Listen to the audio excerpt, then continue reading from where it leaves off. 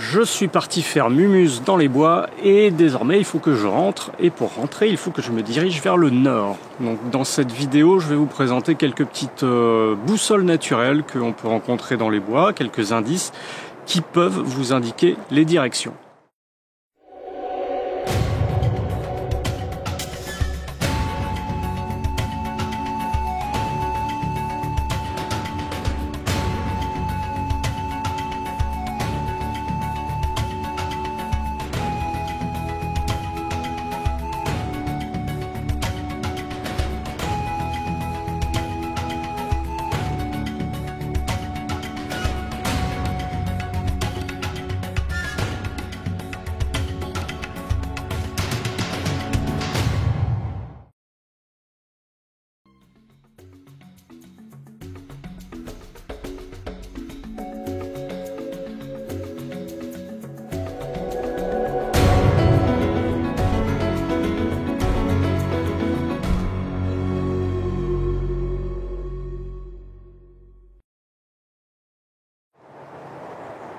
Alors bien évidemment, l'une des premières sources d'information en navigation naturelle, c'est le soleil.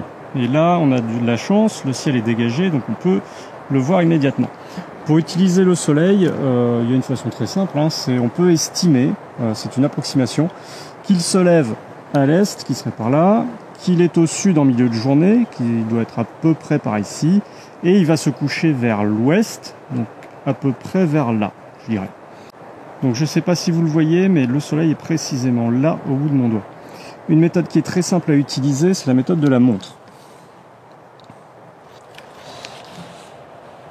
Alors la méthode de la montre, c'est ultra simple.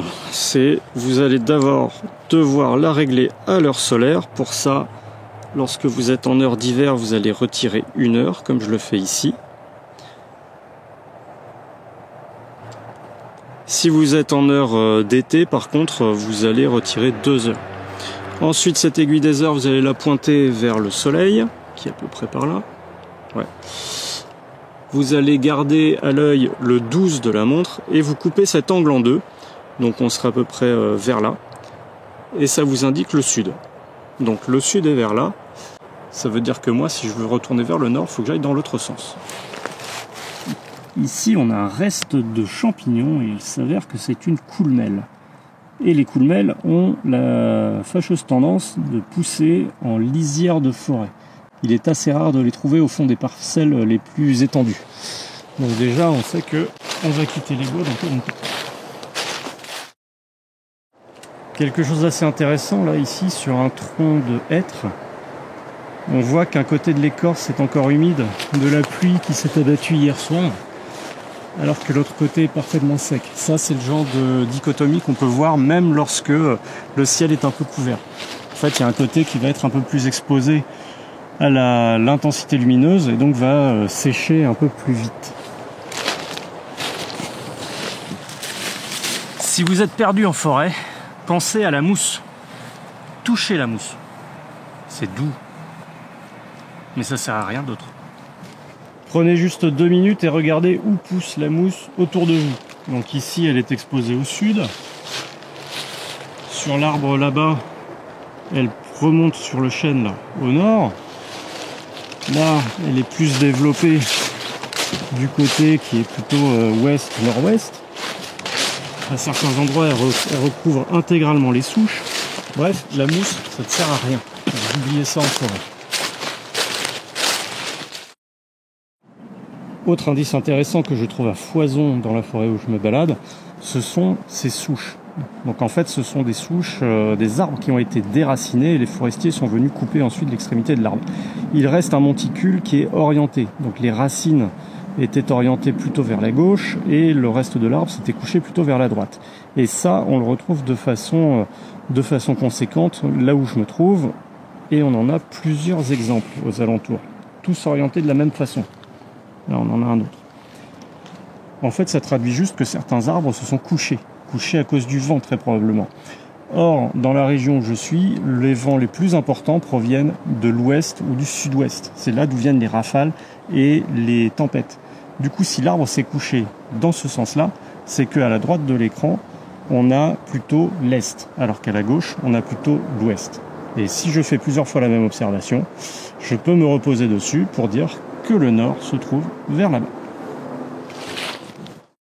Quelque chose qui n'est pas facile à montrer en vidéo à cause de tous les branchages, mais on peut l'observer sur différents arbres aux alentours, c'est qu'un arbre n'est jamais symétrique.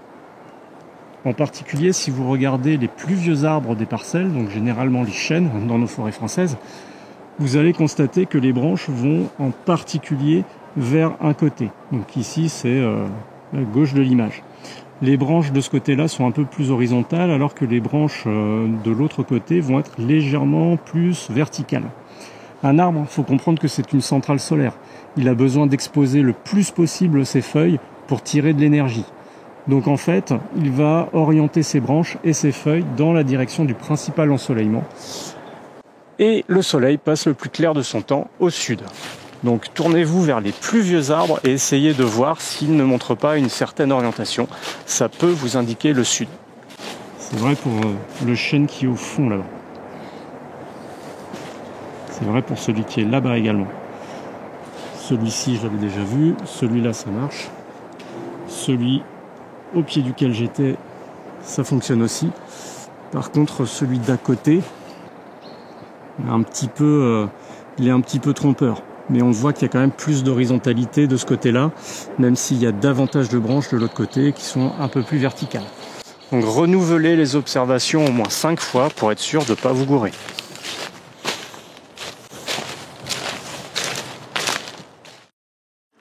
Sachez juste que si vous voulez vous reposer sur des indices naturels pour vous orienter, prenez toujours plusieurs observations. La biologie, c'est quelque chose d'assez variable. Beaucoup de facteurs peuvent venir l'influencer. Donc vous ne serez sûr de vos observations que quand vous arriverez à dégager une tendance. Pour cela, il faut répéter et répéter de nombreuses observations sur une seule et même boussole naturelle. Par exemple, le lierre, vous n'allez pas pouvoir tirer des conclusions de son comportement si vous n'avez pas observé au moins 5 ou 6 arbres qui se comportent de la même façon, où le lierre est installé du même côté. Donc c'est pareil pour tout. Il faut juste essayer de dégager une tendance statistique, je dirais, pour être sûr de vos observations. Donc quand vous débutez, n'hésitez pas à vous munir d'une boussole. Comme ça, vous pouvez confirmer vos déductions.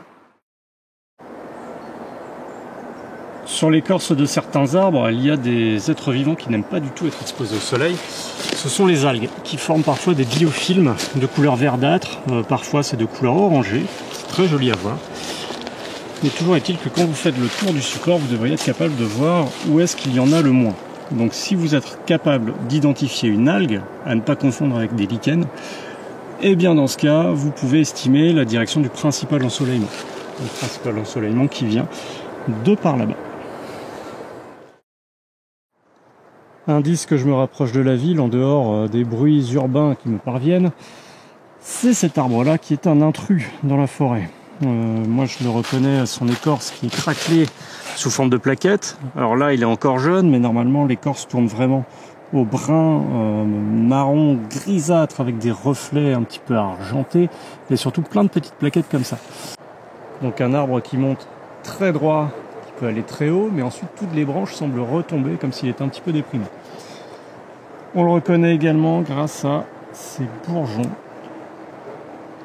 qui sont recouverts d'une espèce de cire un petit peu collante. On peut poser le doigt dessus.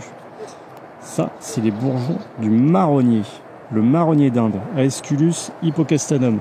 À ne pas confondre avec le châtaignier, Castanea sativa, qui donne des châtaignes comestibles. Le marronnier, c'est un arbre qui a été introduit en France. Il est originaire du pourtour méditerranéen, en particulier dans la région de la Grèce. Donc il n'a rien à faire en France, il n'a rien à faire au milieu de nos forêts. La seule raison pour laquelle il est présent ici, c'est que quelqu'un a dû se balader avec un marron dans la poche, l'a rejeté dans le coin, et du coup on a eu cet arbre-là qui a poussé. Donc ça m'indique juste que je me rapproche de la ville. Voici un indice pour lequel j'ai déjà réalisé une vidéo, il s'agit du lierre. Le lierre va nous permettre de nous orienter parce qu'en fait il va aller s'installer du côté le moins exposé du support, donc préférentiellement le nord. Attention, il y a des petites subtilités quand même à voir. Soyez sûr de pouvoir identifier ces feuilles d'ombre qui sont palmées avec plusieurs pointes et les différencier des feuilles de lumière qui sont plutôt orientées vers le soleil, donc vers le sud, et qui elles sont plutôt lancéolées. En tout cas, ces grosses tiges là, bien velues, qui lui permettent de s'accrocher à son support, ont tendance à mieux se développer du côté nord des arbres. Et là, c'est une observation que j'ai pu réaliser sur cet arbre-là, mais également aux alentours sur 5 ou 6 autres individus. Voici un indice de navigation naturelle que j'ai découvert très récemment. Il s'agit de champignons. Alors, sur cet arbre-là, sur cette souche, il nous reste quelques petits exemplaires là-bas encore en forme, donc à chapeau jaune quasiment fluo, avec une petite tache orangée au sommet. Ça pousse en touffe, c'est ce qu'on appelle l'Ipholum en touffe. Lorsque j'étais venu il y a encore une semaine, ils étaient dans cet état-là sur la majeure partie de la face de cette souche. Or maintenant, ils sont vraiment devenus tout brunâtres. Ils sont décrépits, ils sont vraiment décomposés. Donc ils sont dans un stade beaucoup plus avancé de ce côté-là de la souche. Si je vais de l'autre côté, ici on découvre de très jeunes individus à foison. Donc eux se sont développés beaucoup moins rapidement. La seule explication plausible qu'on ait pu trouver, moi et mon homologue Tristan Goulet avec qui j'ai partagé la découverte, c'est tout simplement que le soleil apportait un petit peu de chaleur sur cette souche. Puisque de toute façon, les champignons ne sont pas des êtres photosynthétiques, ils n'ont pas besoin de la lumière du soleil pour vivre. En revanche, ils ont besoin, comme nous tous, d'un minimum de chaleur pour activer leur métabolisme.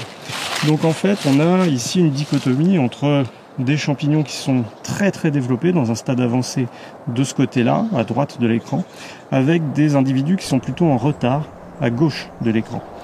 Donc par raisonnement, on peut en déduire que le soleil éclaire davantage la souche de ce côté-là, ça doit être le sud, tandis qu'ici, on est plutôt sur une face qui est protégée du soleil, donc plutôt au nord. Pour le moment, je trouve que ça ne fonctionne que avec les Ipholum en touffe, ça fonctionne sur différentes souches, ça fonctionne sur des arbres qui sont tombés à terre, mais ça ne fonctionne pas pour d'autres champignons que je suis encore en train d'étudier. Quant au machin blanc, là-bas, c'est un polypore soufré, un poulet des bois qui est totalement décrépit. Pour une fois, ici, on a vraiment de la mousse qui pousse beaucoup au nord de l'arbre. Mais là, c'est plus un facteur de coïncidence, puisqu'en fait, l'arbre est penché. C'est-à-dire que l'eau va ruisseler le long de son écorce qui est rugueuse, puisque c'est un chêne, et va s'accumuler plutôt dans cette direction-là de la pente, alors que de l'autre côté, elle sera immédiatement évacuée. Donc là, c'est plus un coup de bol qu'une preuve que la mousse, ça fonctionne. Excellente boussole naturelle, ces lichens en forme de taches de chewing-gum. Plus ils seront blancs, plus ils seront exposés au soleil. Et en plus, même leur nombre nous renseigne en fait sur la direction principale ensoleillement. Si vous faites le tour de l'arbre, vous allez voir qu'ils disparaissent. Donc cette face-là de l'arbre, c'est la face nord.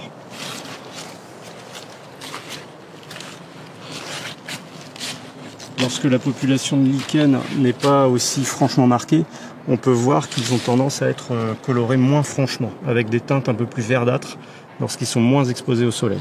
Le fait qu'ils soient blancs, en fait, ça les empêche de recevoir trop d'énergie lumineuse et d'être desséchés, d'être trop agressés.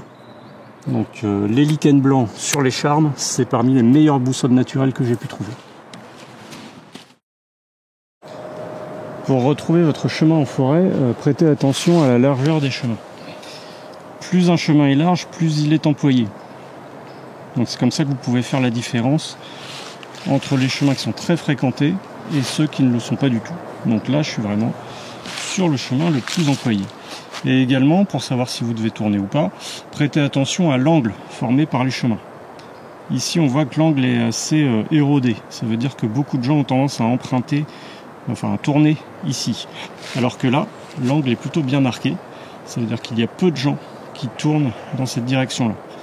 Donc, en suivant la taille des chemins et l'angle qui est marqué par les croisements, vous pourriez retrouver la direction du parking si c'est ça qui vous intéresse.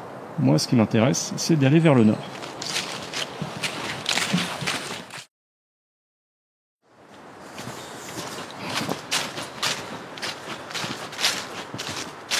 Bon, on entend aussi très très bien les voitures, donc clairement, c'est qu'on arrive en bordure de forêt.